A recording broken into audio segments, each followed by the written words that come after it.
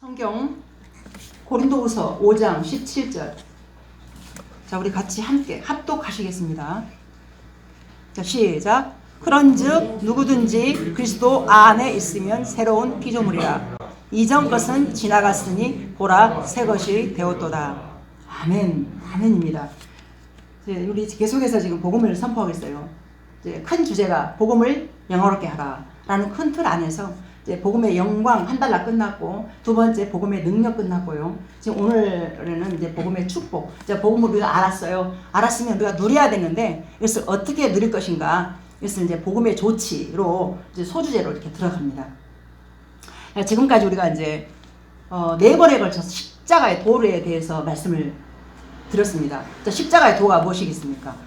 믿는 자에게만 능력이 되는 십자가의 도. 이것이 그냥 바로 십자가의 도를 예수님이 단번에 딱 이루신 것이 아니라 점진적으로 창세기 3장 15절에서 그 말씀하셨던 그 여자의 후손이 이 오리라는 약속을 줬잖아요. 그 약속의 말씀이 계속해서 성경 말씀을 통해서 점진적으로 계속 약속의 말씀으로 드러나고 그 다음에 모형으로 드러나고 그래서 그렇게 하면서 이제 예수님이 오셔서 십자가의 도로 완성을 하셨어요. 근데 이것이 우리가 아직 죄인 되었을 때 그리스도께서 우리를 위하여 죽으심으로 하나님께서 우리에 대한 자기의 사랑을 확증하셨느니라. 자, 이 말씀이 우리에게 이루어졌는데 어떻게 이루어졌는지 십자가의 도에 대해서 다시 한번 제가 짤막하게 설명을 좀 하겠습니다.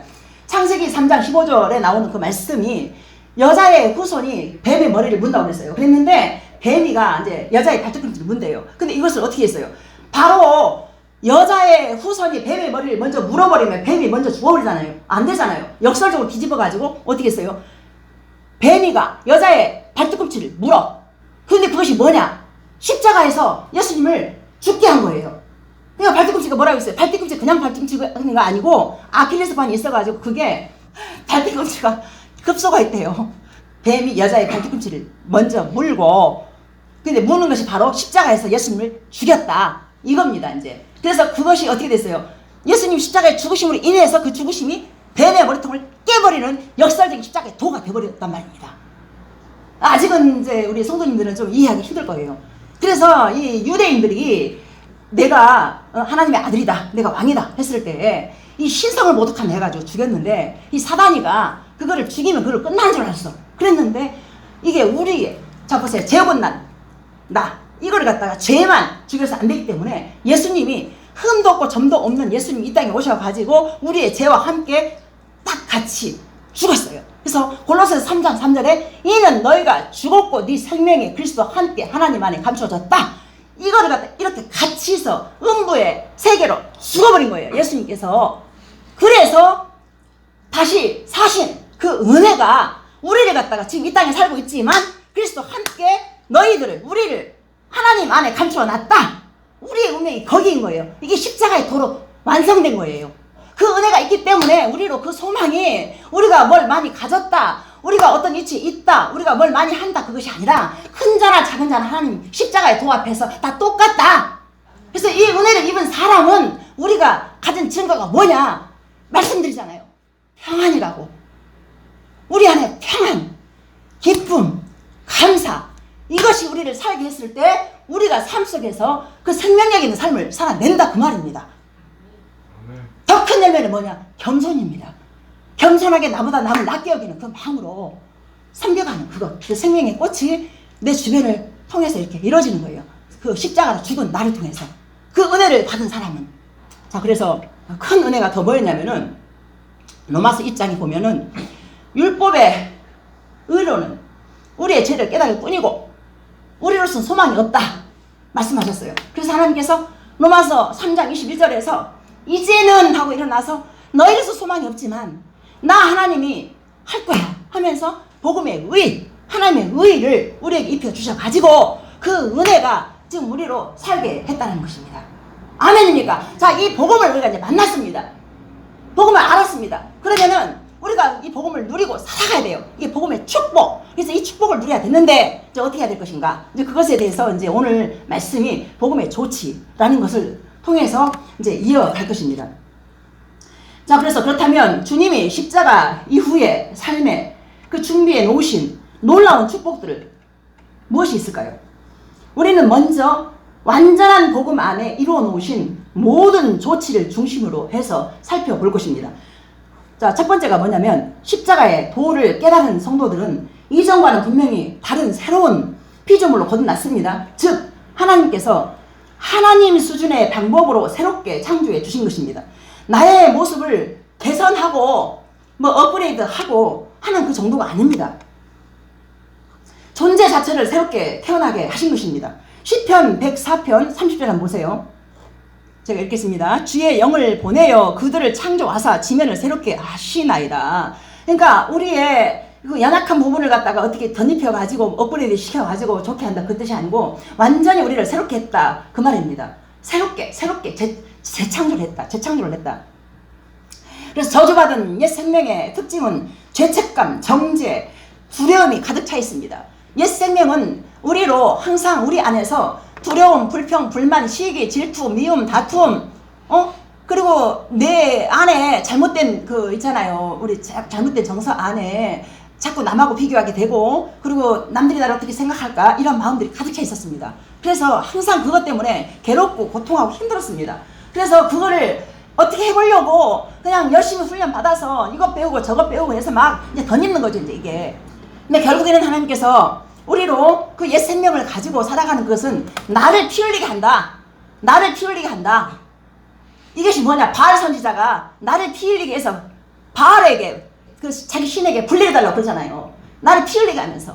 근데 그게 똑같이 예수님을 믿는다 하면서 나를 힘들게 하고 피 흘리게 하면서 나의 최선으로 열심히 했던 그런 것들이 옛 생명이다라는 거예요. 옛 자아다.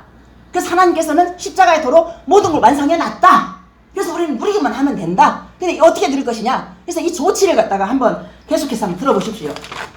하나님의 임재를 경험했던 그 이사야는 이제 임재를 경험했어요. 그랬으니까 이 임재 앞에서 이사야 6장 5절에서 화로다 나여 이제 죽게 되었구나 라고 말한 것을 성경을 통해서 알 수 있었습니다. 그래서 우리가 하나님을 경험하게 되면은 물론 두렵습니다. 그러나 그 두려우신 하나님의 이면 안에 사랑의 하나님이라는 것을 우리가 만나야 될 것입니다. 왜냐하면 하나님께서 두려운 하나님께서 우리로 사랑하시기 때문에 지옥을 준비해놨습니다. 지옥을. 근데 지옥만 생각하면 두렵습니다.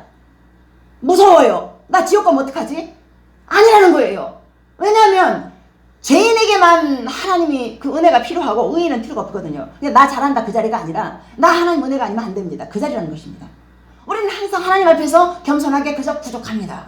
하나님 은혜가 필요합니다. 그래서 그 고백이 뭐냐? 고백은 다른 것이 아니에요. 예배 자리에 나오는 것이에요. 우리가 할 수 있는 것은 가서 무슨 저 귀한 선교사님 모셨는데요. 정말 선교하는 거 너무 귀합니다. 그러나 이 선교하는 것도 있잖아요. 하나님 은혜 입었기 때문에 그 자리에 있는 것이고 은혜 입지 않으면 못 있어요. 정말입니다. 그래서 우리가 할 수 있는 최선의 고백이 뭐냐? 물론 선교사님처럼 일을 열심히 하고 하는 것도 하나님 앞에 잘 드려지는 예배랍니다. 그러나 우리로서는 할 수 있는 것이 바로 예배 자리에 있는 거예요. 하나님을 찬양하고 좀 찬양할 때 오늘 어땠어요? 오늘 특별히 저 귀한 분들이 오셔서 그랬는지 몰라도 오늘 찬양하면서 마음 안에서 울컥울컥 눈물이 나오는 게 오늘 제가 그랬습니다. 그래서 하나님 그 찬양 받으시는 거예요. 그래서 예배 자리에 나와서 이렇게 찬양하고 하나님 기억하면서 감사합니다. 우리가 죽을 수밖에 없는 죄인을 갖다가 하나님 나라를 갈 수밖에 없는 생명을 우리에게 줬잖아요. 새 생명. 창조된 새 생명. 그 생명이 우리 안에 있습니다.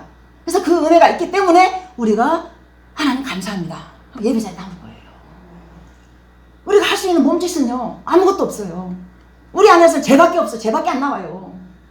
우리가 뭐 해서 뭐 했다 자랑하는 것도 죄란 말입니다. 그래서 예배 자리에 나와서 하나님 은혜가 아니면 안 됩니다. 이렇게 고백하는 여러분들이 되었으면 좋겠습니다. 아멘. 자, 그런데 이제는 우리 안에 더 이상 정죄함이 없다고 주님이 이제 선언해 주셨어요. 그 이유는요, 바로 생명의 성령의 법이 우리를 죄와 사망의 법에서 해방하였기 때문입니다.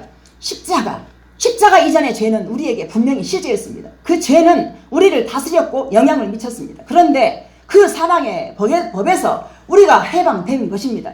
이제는 생명의 성령의 법이 우리를 다스리게 되었습니다. 이 일이 어떻게 가능하겠습니까? 바로 하나님께서 우리에게 베풀어 주신 완전한 의, 복음의 의가 있기에 우리를 의롭다 칭하여 주신 것입니다. 우리의 어떠함이 아닌 것입니다. 우리 행동을 잘해서 그것이 아니라 하나님의 은혜로. 그래서 아담이 죄를 짓고 난 다음에 나무 잎거리로 무화과 잎거리로 옷을 해 입었어요. 근데 그 옷이 어떻게 돼요? 시간 되면 떨어지잖아요. 그래서 어떻게 해요? 가죽 옷으로 하나님의 그 의, 입혀주는 그 의가, 복음의 의가 우리 안에 있기 때문에 우리가 의롭다함을 입었다. 하나님 은혜로. 아멘입니까? 자, 이것을 아는 사람은요, 잘난 척하지 않아요. 교만하지 않아요. 한국 교회들이 막 떠들잖아요. 시끄럽잖아요. 자, 그런데 이게 무슨 말이냐면 복음의 의의를 제대로 알잖아요. 주변이 살아나요. 내가 먼저 살기 때문에. 그래서 성령이 하나 되게 힘써 지켜라. 사랑으로서는 믿음이 하나 되게 하시면서 그 겸손함 속에 사랑이 나오는 것이지 교만에서는 사랑이 안 나와요. 자, 이것의 전제는 분명합니다. 믿음으로 말미암아 화목제물, 오직 믿음으로만 우리를 의롭다 말씀해 주시는 것입니다. 이것을 칭의라고 합니다. 칭의라고 합니다. 자, 그렇게 우리는 더 이상 옛 자아와 가거나 사단이 자 여러분들을 향해서 정죄하며 깔아뭉개는 마음의 소리가 분명히 들릴 때 있을 것입니다. 나의 자존감 낮음으로 나를 공격을 해서 너 니까지도 아무것도 아니야. 너 지금 뭐하고 있는 거야. 너무나 귀한 사역을 잘 감당하고 있는 목사님한테 사단의 소리가 들릴 수 있다는 것입니다. 자, 이때 인정하십시오. 맞다. 나 그런 사람 맞다. 그래서 그렇게 끝나버리면 큰일 납니다. 이것을 가지고 이 자존감 낮은 이 모습을 갖다가 모든 것을 가지고 십자가로 가면 됩니다. 십자가로 가야 됩니다. 그래서 가셔서 십자가로 가는 게 뭐냐? 그냥 아무도 없는 그 자리에 보면은 그 제가 말하자 골방기도 왜 하나님의 영이 어디든지 온 수면에 충만하게 있기 때문에 아무것도 모르는 것 같지 하나님 다 합니다. 혼자 있는 것이 아니라 옛날에는 예수님 오시기 전에는 구약에서는 내가 죄를 짓잖아요. 짐승을 잡아가지고 그 피를 갖다가 그 전가시켜가지고 잡아 죽였어요. 응? 막 배 따고 뭐 끄집어내고 물로 씻고 막 이러면서 불 태우고. 근데 지금은요 예수님이 한 번에 그 모든 걸 해결하셔가지고 하나님의 영이 온 지면에 충만합니다. 성령님이. 그래서 성령님 앞에서 살아가는 그 우리의 모습은 늘 부끄럽고 민망해요. 나 혼자 있을 때 누가 만약에 나 혼자 있는 모습을 갖다 촬영을 해서 이렇게 누가 본다라면 그거 어떻게 보여줄 수 있겠습니까? 맞죠? 못 보여줘요. 못 보여주죠. 근데 하나님 다 안단 말입니다. 근데 그것을 하나님 앞에 그냥 하나님 맞습니다. 이 모습 이대로 내가 하나님 아니면 은혜가 우리가 받을 수 없습니다. 나를 도와주세요. 이 자리에서 하나님을 찾잖아요. 그러면 그 연약함을 하나님이 아시고 내쳐내는 것이 아니라 내가 너 그 모습 다 알아. 그러니까 너 내가 필요한 존재야. 넌 더욱 내가 필요한 존재야. 이렇게 말씀하시는 거예요. 거기서 이제 사단은 자꾸 이제 나를 네가 그따위로 살면서 말이야 네가 무슨 예수님 믿는다고 이런 정죄가 자꾸 와요. 자, 그러나 그래 맞다. 사단이 그렇게 말을 할 때 인정하시면 돼요. 정직하게. 맞아. 나 그 모습 맞아. 그런데 예수님이 나를 위해서 죽어준 십자가의 능력은 이런 나를 알고 죽으셨기 때문에 나는 이대로 살 자가 아니야. 이렇게 말씀을 딱 하시면서 일어서야 돼요. 그래서 주님이 말씀을 통해 선포하십니다. 너는 결코 정죄함이 없다. 너는 그 사단에게 정죄받을 수 없는 생명이 아니야. 자, 로마서 6장 14절 보세요. 6장 14절. 자, 시작. 죄가 너희를 주장하지 못하리니 이는 너희가 법 아래에 있지 아니하고 은혜 아래에 있습니다. 아멘. 자, 이제는 더 이상 죄의 생명 안에 있는 존재가 아닌 하나님의 은혜의 법 아래 있는 자인 것입니다. 자, 우리를 올가매고 다스렸던 이 사단은 나를 더 이상 따라올 수 없습니다. 우리는 이미 돌이킬 수 없는 홍해를 건넜기 때문입니다. 자, 이스라엘 백성들이 홍해를 건너갈 때 바로가 이 전차 부대를 이끌고 따라갔어요. 따라가가지고 막 진짜 막 금방 앞에는 홍해바다 뒤에는 막 바로 군대도 있어가지고 이스라엘 백성이 갈 수가 없었어요. 근데 하나님 은혜가 홍해를 갈라지게 해가지고 이 이스라엘 백성이 다 지나갔어. 근데 바로가 막 따라갔어요. 그래서 어떻게 됐어요? 다 건넌 다음에 홍해를 갖다 하나님께서 이렇게 해버리면 다 수장시켜가 다 날아가 버렸어. 이스라엘 백성들이 홍해를 건넜기 때문에 어떻게 해요? 더 이상 바로의 권세 아래서 살 수가 없는 하나님의 자녀로 살아갈 수밖에 없는 복이 임했단 말입니다. 자, 바로 우리가 바로 예수님이 십자가의 그 은혜를 우리가 믿는 자가 되었잖아요. 믿기 때문에 이 자리에 나왔잖아요. 그러니까 더 이상 죄가 나를 주장하지 못하고 정죄함 없는 생명으로 생명의 성령의 법이 나를 이끌어서 어디까지? 천국까지 이끌어간다. 아멘입니까? 아멘입니다. 그래서 우리는 가진 것으로 뭐 당당하고 뭐 어디 높은 자리에 있다고 해서 당당한 그것이 아니라 예수님 믿는 믿음이 나를 갖다 당당하게 이걸 간다 그 말입니다. 아멘이에요. 우리가 그 은혜가 소망이지. 한번 생각해 보세요. 주변과 내 상황과 내 이 정서와 이런 것들 생각해 보세요. 소망이 보입니까? 안 보여요. 없어요. 그런데요, 믿음의 눈을 들어 나 바라봐라. 내가 내 소망이야. 어? 너 힘없고 부족하고 연약한 모습 바라보면서 고개 떨구면서 힘없이 살지 마. 내가 내 모든 걸 다 이뤄놓은 너의 소망이 될 거야. 그 은혜가 있기 때문에 우리가 지금까지 살아봤고 앞으로 살 거예요. 자, 누가복음 1장 73절로 75절 보세요. 자, 같이 한번 읽습니다. 시작. 곧 우리 조상 아브라함에게 하신 맹세라. 우리가 원수의 손에서 건지심을 받고 종신토록 앞에서 성결과 의로 두려움 없이 섬기게 하리라 하였도다. 아멘. 자, 원수의 손에서 건져내는 것뿐만이 아니라 하나님을 두려움 없이 섬기게 하신 것입니다. 죄에 매이는 자가 아닌 하나님의 은혜 아래에서 살아가는 자가 된 것입니다. 생명의 성령의 법이 따라서 살아가는 이 복, 이게 생명의 성령의 법이 우리들을 따라서 이렇게 살게 하는 복이 우리에게 임하여서 그것 때문에 누리게 되는 것입니다. 상황과 상관없이 그 누림 있는 성도가 인생의 성공인 거예요. 우리는 뭐 돈도 많아야 되고 뭔가 좀 이렇게 사람들이 알아주는 위치에 있어야 되고 이런 것으로 성공의 우리가 기준을 잡잖아요, 세상 사람들은. 그런데 하나님의 은혜는 그런 거 다 물론 필요해요. 뭐 아예 필요 없다는 게 아니에요. 분명히 필요해. 그러나 진짜 필요한 것은 하나님께서 우리에게 허락된 그 은혜가 살게 하는 그거. 그 은혜가 보이는 자. 아멘입니까? 아멘입니다. 우리는 그 은혜로 살아가야 우리가 살지, 그 은혜 아니면 정말 엊그저께도 사람을 만났을 때 다 뭐 부자도 있고 다 만났어. 그런데요, 다들 보면은요, 이것 때문에 힘들고 저것 때문에 힘들고 얼굴들이요 아주 다 오만상하고 살아요. 돈 많아도 막 좋게 사는 사람 별로 없어요. 그 속에 들어가 보면 전부 다 그 나름대로 아픔들이 다 있어요. 근데 우리 예수님 믿는 사람은 그 얼굴에 드러나잖아요. 얼굴에 하나님 나라 부자잖아요. 그 써있잖아요. 하나님 나라 부자라고 써있잖아요. 응? 누가 우리가 예수님 믿는 사람들 보면은 찌든 사람이 별로 안 보여요. 다 보면 부자로 보여요. 그래서 그 부자가 다른 부자가 아니라 하나님의 은혜를 입었기 때문에, 그래서 그 부자로 사는 것이 우리가 맞다 그 말입니다.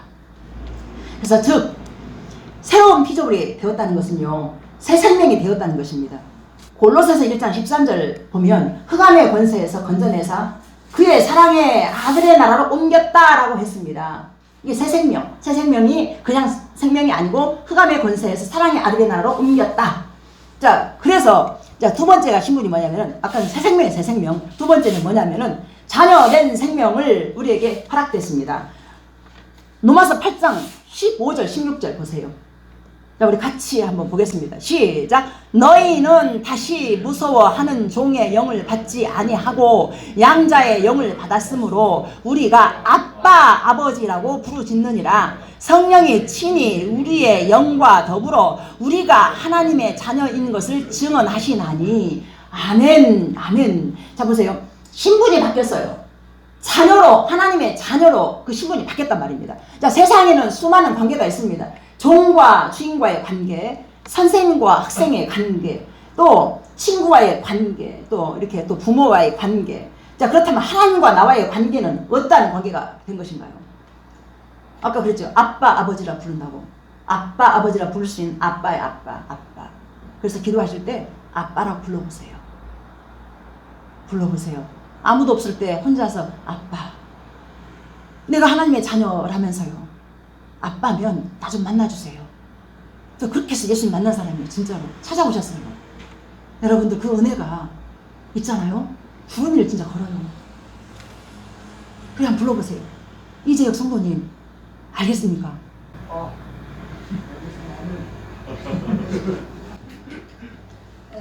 아빠가 됩니다.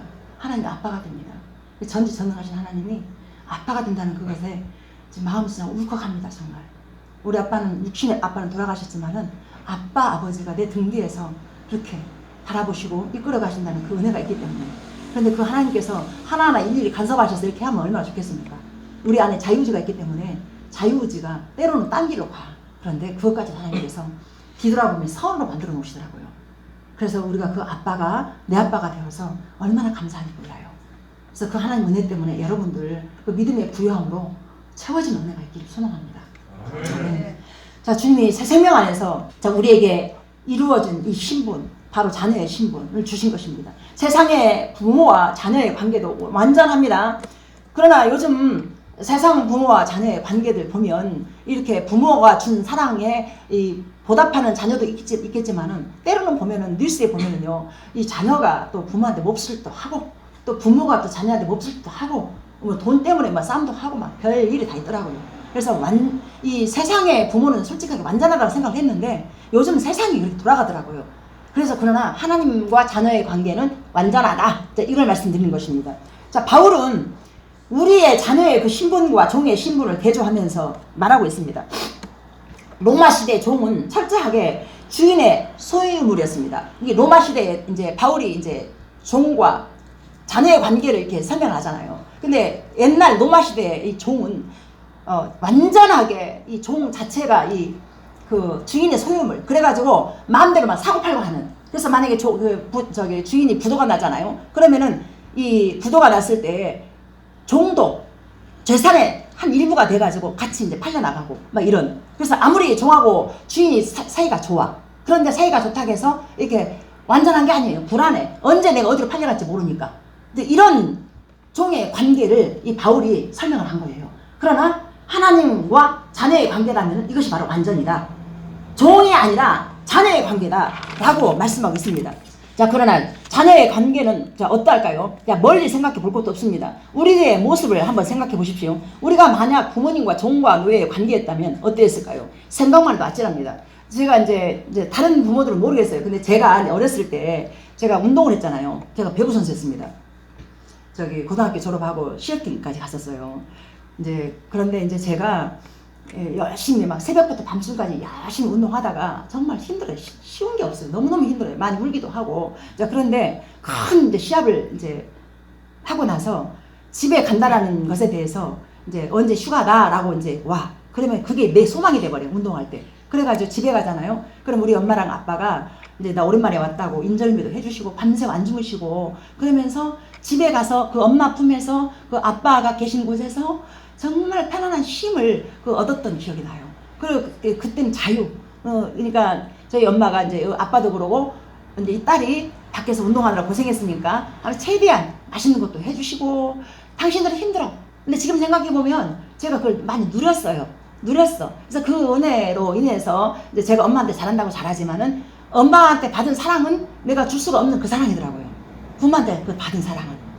그 사랑이 이렇게 있었더라고요. 그래서 이제 이 하나님과 자녀의 관계를 갖다가 이제 제가 이제 제 입장에서는 맞다 부모를 보면서 하나님 볼 수 있는 그게 이제 가정 안에서 주신 거란 말입니다. 그 온전하게 그게 내가 자녀예요. 그 부모 계시는 거 모르겠는데 이렇게 살아계실 때 좀 더 잘해드리는 그런 은혜가 여러분들에게 있으면 좋겠습니다. 우리 박 목사님 저렇게 엄마 모시고 올 때마다 저는 진짜 마음 안에서 늘 울컥울컥해요. 정말 저런 자식이 있을까? 너무 보기 좋은. 저는 이 땅에서 가장 큰 사명이라고 봐요. 자녀가 부모한테 잘하는 것은 가장 큰 사명이라고 봅니다. 죄송합니다. 제가 잘할 때도 있지만 싸울 때도 많아요. 싸우기도 많이 싸워요. 그래서 혼자 회개하고 맨날 그럽니다. 그래서 이제 지금 생각해보면은 그 사랑과 부모가 있었기 때문에 거기 그곳에 집에 가서 또 정말 실컷 자고 지금 생각하면 속이 없었어요. 엄마 바쁠 때 좀 도와주고 했으면 좋았을 텐데 정말 실컷 자고 맛있는 거 해주면 또 실컷 또 먹고 그러고 또 와요. 그러면 갔다 오면 또 그게 또 막 힘이 또 언제 휴가가 있나 또 날짜를 체크해. 그러면 또 언제 맨날 며칠 있어. 그러면 또 그것이 또 아이고 이때까지만 참으면은 또 저 휴가 날이 오지. 그러고는 또 열심히 또 하다가 또 휴가 날 또 가고. 엄마 아빠 계시니까 어디 가서 우리가 편안하게 쉬고 하겠어요. 하루 이틀이지. 그렇잖아요. 남의 집 가서 쉬는 것은. 근데 내 엄마 아빠가 있는 그곳에는 나한테는 안식이었고 편안한 쉼이었어요. 근데 이 쉼보다 하나님 아버지가 더 큰 쉼을 우리에게 주신다 그 말입니다. 이 부모 밑에서 쉬는 쉼도 좋지만 더 좋은 것은 하나님 품 안에 있는 그 은혜, 그 안식. 여러분 그 안식을 주시는 하나님을 인격적으로 만나보십시오. 사모하십시오. 이 땅에 살기 뭐 별거 있습니까? 엊그저께도 정말 장례식장 갔다 왔는데요. 우리 육신 있잖아요. 딱 들어가니까 이만한 죄로 나와. 우리 끝이 그거예요. 근데 우리 예수 믿는 사람은 그거의 끝이면은 이건 큰일 나는 거예요. 육신의 장막을 고린도후서 5장 1절에서 벗어버려요. 그런데 하나님 주신 장막으로 들어가는 거예요. 그래서 성경 창세기를 보다 보면은 하나님 흙을 우리 지었잖아. 근데 짓고 난 다음에 생명을 거기에 부어넣은지라. 그러니까 생명이 담고 있는 그 육신의 장막을 때가 되면 벗지만 생명으로 준 우리 영, 하나님의 주신 영은 어디로요? 천국으로 간단 말입니다.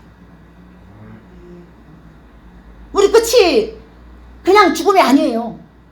세상 많이 복잡하잖아요. 딱 두 길밖에 없어. 사망이냐 생명이냐. 여러분 이왕이면 생명, 영원한 생명으로 가야 되지 않겠습니까? 자, 그 증거가 뭐냐면 감사합니다 하면서 예배 자리에 나오는 거예요. 뭐 헌금 많이 하라, 저 안 하잖아요.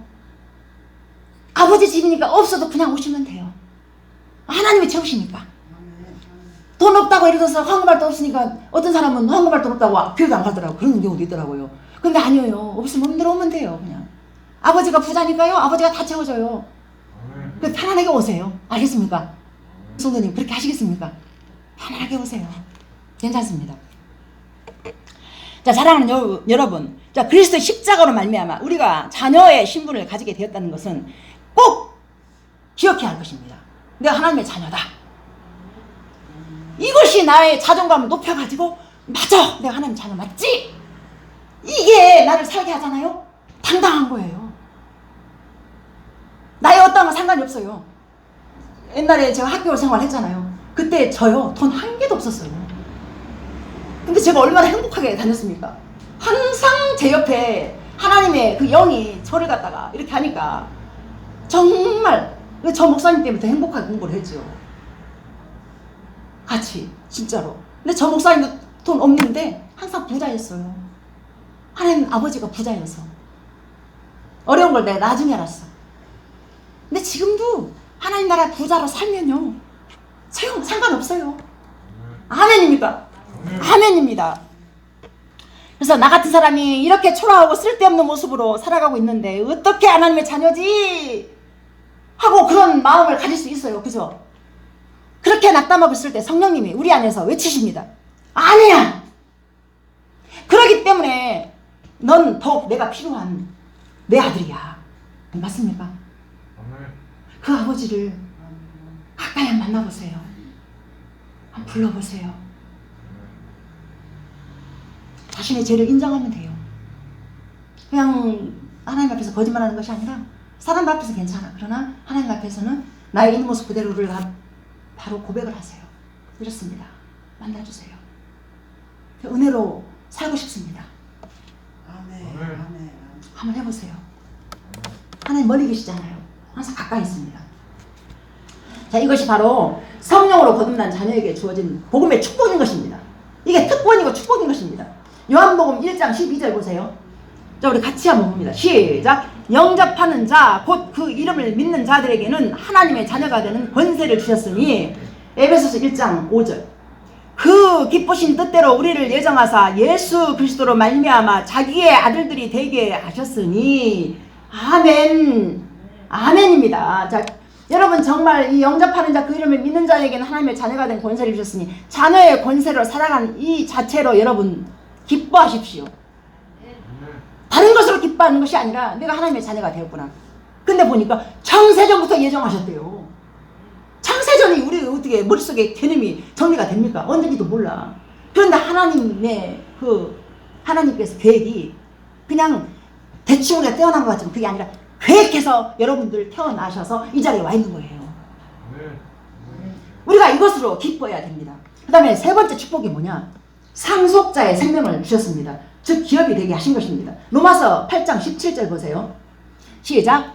자녀이면 또한 상속자 곧 하나님의 상속자요 그리스도와 함께한 상속자니 우리가 그와 함께 영광을 받기 위하여 고난도 함께 받아야 할 것입니다. 아멘. 자, 한 걸음 더 나아가 우리에게 허락하신 생명은 자녀를 넘어섭니다. 로마의 그 시대에서는 아들이라고 해서 모두가 다 상속자가 되는 것이 아니었습니다. 이 로마 시대에 종이 있었잖아요. 그러면 아들이 보니까 막 시원찮고 안 좋아. 그러면은요 종이 똑똑한 그 종이 있으면은 그 로마 시대에 종이 있으면요 아들을 제껴버리고 그 똑똑한 종을 갖다가 이렇게 양자 삼아가지고 거기다 기업을 줬어.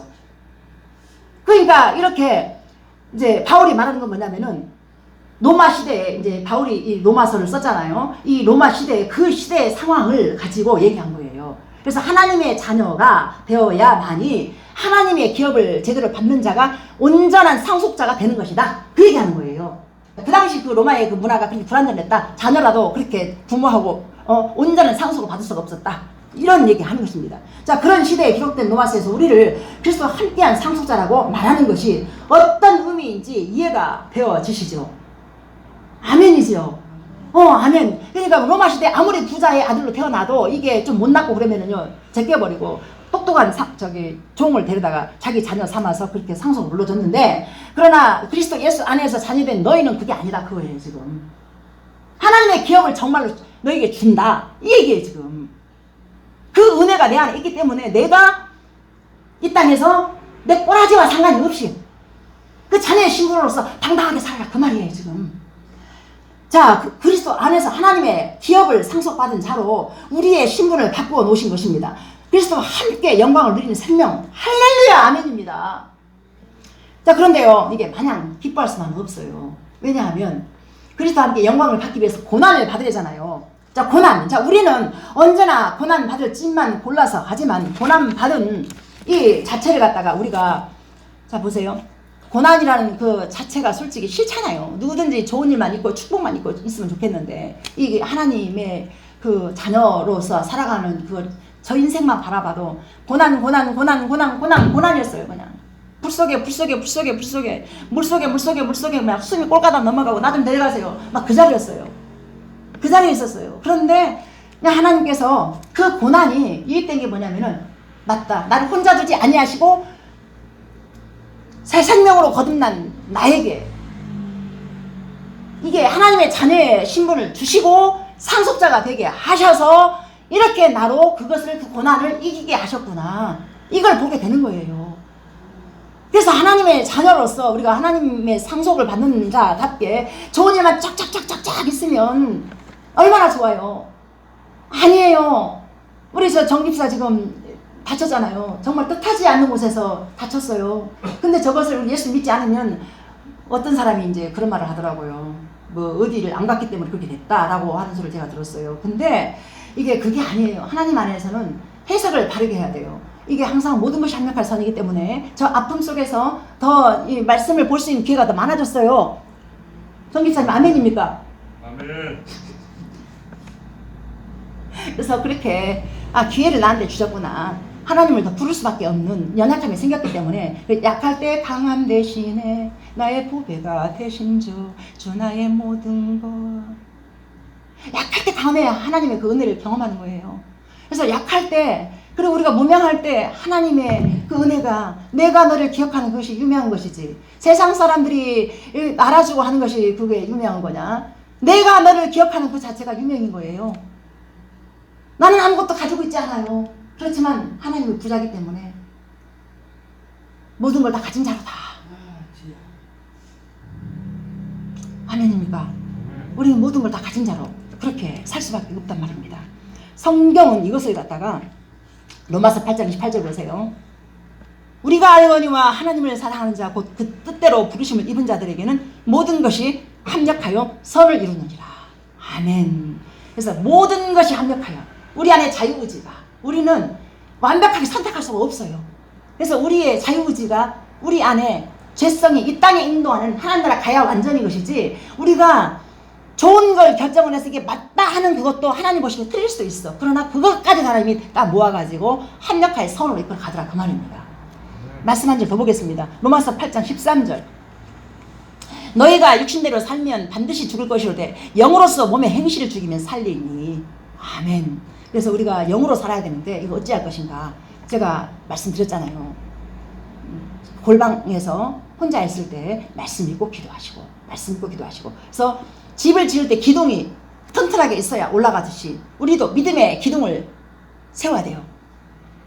자, 집을 짓다가 기둥 하나 빼버리면 어떻게 해요? 집 제대로 안 올라가죠. 무너지잖아요. 자, 믿음의 집이 서 있어야 돼요. 제가 예수님 만나고 나서 제일 첫 번째 게 뭔지 아십니까? 다른 거 없었어요. 예수님 만나고 나서 골방 기도를 시작을 했는데 저 아들이 뭐랬냐면은 골방 기도를 하다 보니까 새벽까지 잠 안 자고 그래서 저 아들이 그랬어. 우리 엄마 저러다가 말겠지 했는데 제가 학교 다닐 때도 밤새워 기도한 사람이거든요. 한 8년을 꼬박 밤새워서. 그래서 이 기도하면서 예배 자리를 갖다가 주일날 오전만 드렸던 예배를 오후 예배, 수요 예배, 금요 예배, 새벽 기도 전부 다 제가 드렸어요. 그뿐만이 아니에요. 막 그걸로도 양이 안 차. 그래서 성경 읽는 데 가서 막 한 20분 왔다 갔다 하고 또 김영일 선교사님 가서 한 5년 훈련 받고 막 엄청났어요, 제가. 그래서 저희는 우리 성도님들에게 제가 이제 말씀드리신 건 뭐냐면은 다른 것보다 이제 일단 우리 새벽예수교회에 속한 성도잖아요. 새벽예수교회에 속한 예배를 한번 사모해 보세요.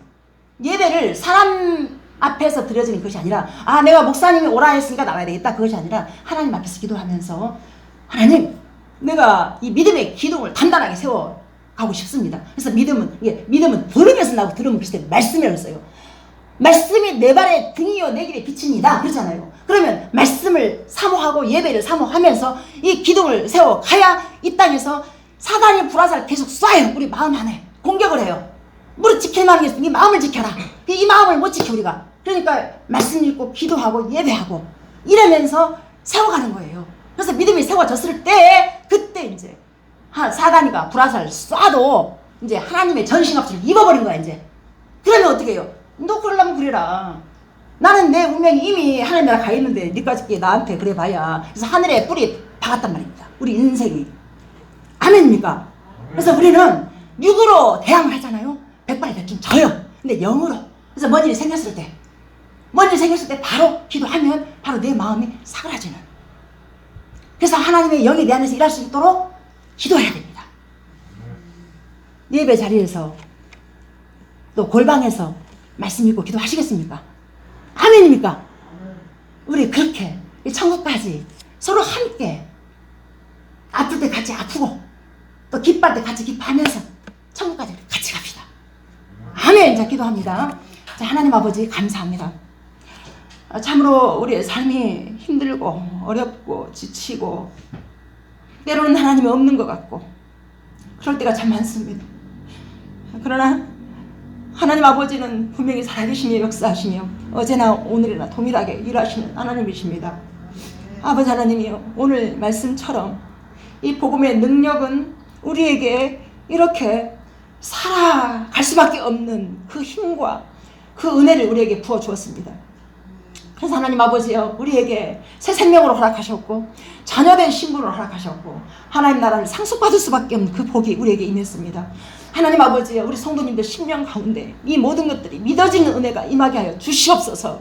아버지 하나님, 말씀을 사모하게 하소서. 예배 자리를 사모하게 하소서. 또한 아버지 하나님, 날마다 깨어서 기도하는 은혜가 우리 성도님들 심령 가운데 있게 하여 주시옵소서. 아버지 하나님, 십자가의 도가 믿는 자에게만 능력이 되는 이 은혜가 우리 성도님들 모든 심령 가운데 임하게 하여 주시옵소서. 하나님 아버지, 오늘도 힘들고 어려운 속에서 가지고 온 물질들이 있습니다. 지어 도와주십시오.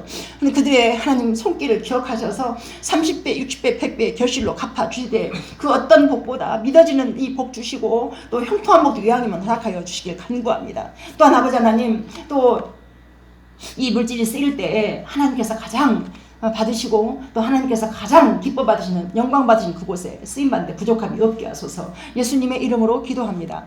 아멘.